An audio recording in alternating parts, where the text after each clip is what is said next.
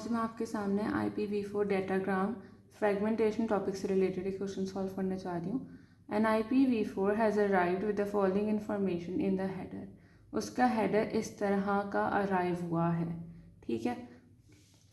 अब हमसे ये पूछ रहा है कि is the packet corrupted, are there any options, is the packet fragmented, what is the size of data, how many more routers can a packet travel to, what is the identification number of the packet, what is the type of service।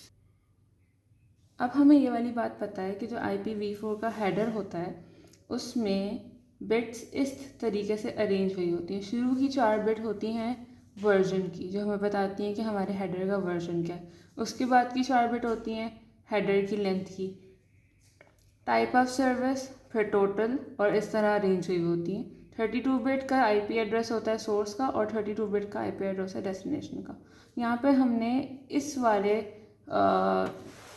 इन वाली bits को, इन वाले hexadecimal के code को binary में convert करके यहाँ पे लिखा है, ताकि हमें पता चल सके कि कौन सी बिट्स कौन से वर्जन में लाई करती हैं। फॉर एग्जांपल अगर हम एक को समझें, अब आप इसको पूरे को यहाँ पे हेक्साडेसिमल को बाइनरी में कन्वर्ट करेंगे तो आप उनके एक के बाद एक जो 4 बिट्स आ रही हैं उनको इस तरीके से हेडर के हिसाब से यहाँ पे फिल कर लेंगे तो आपको यही सेम चीज़ मिलेगी।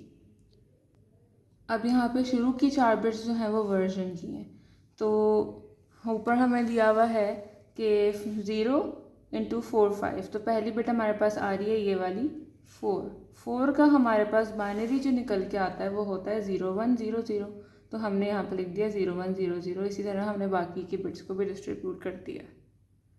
अब हमसे पहला सवाल जो वो पूछ रहा है वो है is the packet corrupted. Corruption का, अगर पैकेट करप्ट होता है तो वो चेक करने के लिए जो IPv4 है वो यूज़ करता है चेकसम का, और चेकसम की बिट होती है 16 बिट की। अब हम अगर यहाँ पे देखें तो जो इधर हमारी 16 बिट्स हमने हेडर में यूज़ की हैं, ये वाली बिट्स आप देख सकते हो, ये वाली बिट्स हमारी जो हेडर की 16 बिट्स हैं, ये सारे के सारे ज़ीरोज़ हैं। अगर ये कोई और नंबर होता तो फिर हम सोर्स का चेकसम और डेस्टिनेशन का चेकसम कैलकुलेट करके फाइंड आउट करते हैं कि पैकेट करप्टेड है कि नहीं है। अब क्योंकि यहाँ पे सारी बिट्स पहले ही ज़ीरो हैं तो हमें चेक करने की ज़रूरत नहीं है, और हम स्ट्रेट बता देंगे कि सारी की सारी कि हमारा पैकेट करप्टेड नहीं है, क्योंकि पूरा का पूरा चेकसम टोटली ज़ीरो आ रहा है। बी पार्ट हमसे पूछ रहा है आर देयर एनी ऑप्शंस। अब हमें पता है कि जो हमारा हेडर होता है उसमें डेस्टिनेशन और सोर्स के IP एड्रेस के पास जो फील्ड्स आती हैं वो होती है ऑप्शंस और पैडिंग की, और मिनिमम हमारी लेंथ हेडर की कितनी होती है 20 बाइट्स। अगर 20 बाइट से 21 बाइट का भी हेडर है तो 1 बाइट हमारा ऑप्शंस एंड पैडिंग का होगा। ये वाली बात मस्ट है, क्योंकि हमारा हेडर मैक्सिमम 20 बाइट्स का हो सकता है, इससे ज़्यादा बाइट्स का नहीं हो सकता, ठीक है। तो यहाँ पे हमसे वो पूछ रहा है कि आर देयर एनी ऑप्शन, हमें बताएं कि यहाँ पे ऑप्शंस का पोर्शन है कि नहीं है। तो हमने यहाँ पे देखा कि जो हमारी हेडर की लेंथ है वो आ रही है 0 1 0 1। जब हमने उसको हेक्साडेसिमल को कन्वर्ट करेंगे तो हमारी हेडर की लेंथ की H लेंथ की जो 4 बिट हैं शुरू की वो आ रही हैं 4 और 5। तो 5 का मतलब है 0 1 0 1 का मतलब हो गया 5। अब इस नंबर को हम 4 से मल्टीप्लाई करेंगे तो हमारी हेडर की लेंथ आएगी, तो वो निकल के आ रही है 20 बाइट्स। इससे हमें पता चल रहा है कि जो हमारा हेडर है वो 20 बाइट्स का है, 20.21 बाइट्स का भी नहीं है। तो इससे हमारे ये पता चल रहा है कि हेडर में कोई ऑप्शंस की फील्ड मौजूद नहीं है। यहाँ पे हमने लिखा हुआ भी है as minimum length of the header is 20 bytes, so the data this datagram does not contain options and padding. Now it is asking is the packet fragmented.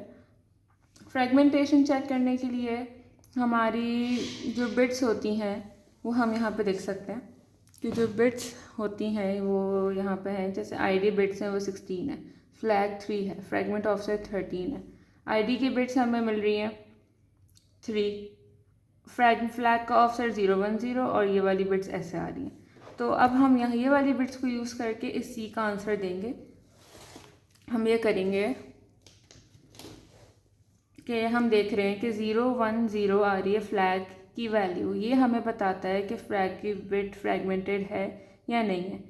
हमारे पास जो फ्लैग होता है वो ऐसे होता है, जो फ्लैग की 3 बिट्स होती हैं वो होती हैं रिजर्व्ड, डू फ्रैगमेंट और मूव फ्रैगमेंट।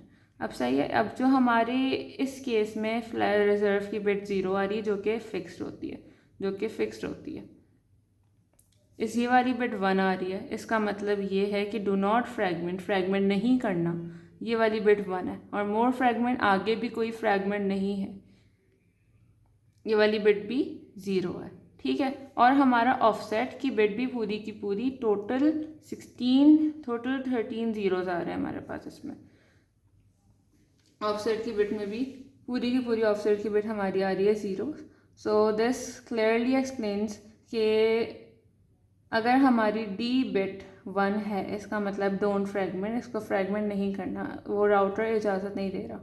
तो इससे हमें पता चल रहा है कि हमारा पैकेट फ्रैगमेंटेड नहीं है।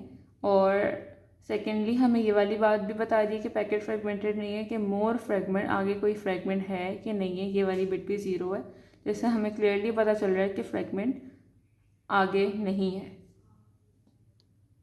डी पार्ट में हमसे पूछ रहा है what is the size of the data.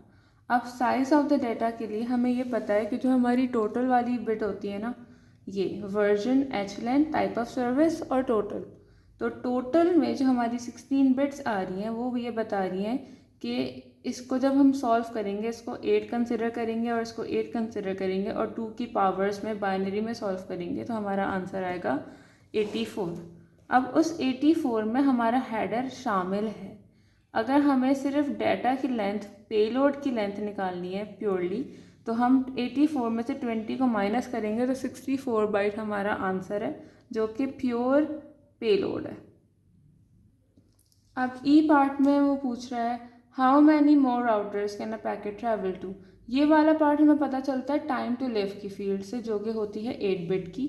अब वो 8 बिट 2 की पावर्स में ट्रीट की जाती हैं, तो अगर हम इसको 2 की पावर्स में ट्रीट करेंगे तो हमारा आंसर आएगा 32। और 32 आंसर आने का मतलब ये है कि हमारा राउटर के पास, पैकेट के पास इतनी कैपेसिटी है कि वो आगे 32 राउटर्स मोर ट्रैवल कर सकता है। सॉरी, यहाँ पे एक मिस्टेक हुई हुई है। ये जो टाइम टू लिव की फील्ड है हमारे पास इधर ये बता रही है कि 001 आ रहा है, जिसकी वजह से हमारा आंसर 32 आ रहा है। वरना अगर यहाँ पे 1 होता तो हमारा आंसर ऑब्वियसली 64 आना था। तो पैकेट ऑब्वियसली 32 मोर राउटर्स पास कर सकता है। आइडेंटिफिकेशन बिट्स, अब हमसे पूछा जा रहा है आइडेंटिफिकेशन बिट्स कौन सी हैं, तो ये भी हम क्लियरली बता सकते हैं पैकेट को देख के कि हमारी जो आइडेंटिफिकेशन बिट्स हैं वो होती हैं 16 बिट्स। और 16 बिट्स को अगर हम इस वाले 16 बिट्स को बाइनरी में कन्वर्ट करेंगे तो हमारा आंसर आ जाएगा 3, which is the answer to this question. जी में हमसे पूछ रहा है टाइप ऑफ सर्विस क्या होती है।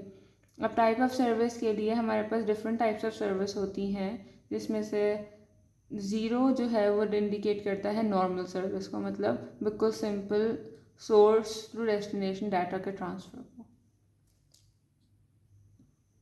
तो ये हमारा पूरा सल्यूशन था इस पर्टिकुलर सवाल का। अगर आपको कोई भी डाउट है, कोई भी चीज़ समझ में नहीं आई है तो प्लीज़ मुझे कमेंट सेक्शन में ज़रूर बताएं, मैं आपकी पूरी हेल्प करूँगी। And thanks a lot for watching this video.